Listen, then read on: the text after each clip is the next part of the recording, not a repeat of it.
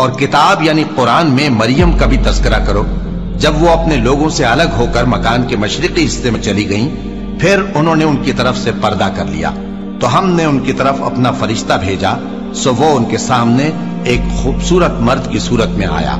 مریم بولی کہ اگر تم پرہیزگار ہو تو میں تم سے بچنے کے لیے رحمان کی پناہ لیتی ہوں۔ فرشتے نے کہا کہ میں تو تمہارے پروردگار کا بھیجا ہوا یعنی فرشتہ ہوں، اور اس لیے آیا ہوں کہ تمہیں پاکیزہ لڑکا بخشوں۔ مریم نے کہا کہ میرے ہاں لڑکا کیوں کر ہوگا جبکہ مجھے کسی مرد نے بطور شوہر چھوا تک نہیں اور میں بدکار بھی نہیں ہوں۔ فرشتے نے کہا کہ یوں ہی ہوگا، تمہارے پروردگار نے فرمایا کہ یہ مجھے آسان ہے اور میں اسے اسی طریق پر پیدا کروں گا تاکہ اس کو ہم لوگوں کے لیے اپنی طرف سے نشانی اور ذریعہ رحمت بنائیں، اور یہ کام مقرر ہو چکا ہے۔ چنانچہ وہ اس بچے کے ساتھ حاملہ ہو گئیں اور اسے لے کر ایک دور جگہ چلی گئیں۔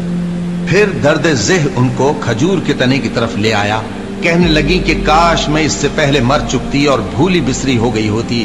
تب ان کے ٹیلے کے نیچے کی جانب سے فرشتے نے ان کو آواز دی کہ غمناک نہ ہو، تمہارے پروردگار نے تمہارے نیچے ایک چشمہ پیدا کر دیا ہے، اور کھجور کے تنے کو پکڑ کر اپنی طرف ہلاؤ، وہ تم پر تازہ عمدہ کھجوریں گرائے گا، تو کھاؤ اور پیو اور آنکھیں ٹھنڈی کرو۔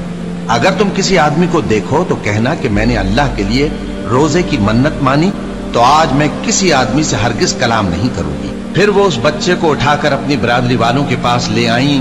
وہ کہنے لگے کہ مریم یہ تو نے برا کام کیا، اے ہارون کی بہن، نہ تو تیرا باپ ہی برا آدمی تھا اور نہ تیری ماں ہی بدکار تھی۔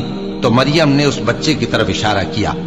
وہ بولے کہ ہم اس سے کہ گود کا بچہ ہے کیسے بات کریں؟ بچے نے کہا کہ میں اللہ کا بندہ ہوں، اس نے مجھے کتاب دی ہے اور نبی بنایا ہے، اور میں جہاں ہوں اور جس حال میں ہوں اس نے مجھے صاحب برکت بنایا ہے، اور جب تک زندہ ہوں مجھ کو نماز اور زکوٰۃ کا ارشاد فرمایا ہے، اور مجھے اپنی ماں کے ساتھ نیک سلوک کرنے والا بنایا ہے اور سرکش و بدبخت نہیں بنایا، اور جس دن میں پیدا ہوا اور جس دن مروں گا اور جس دن زندہ کر کے اٹھایا جاؤں گا مجھ پر سلام ہے۔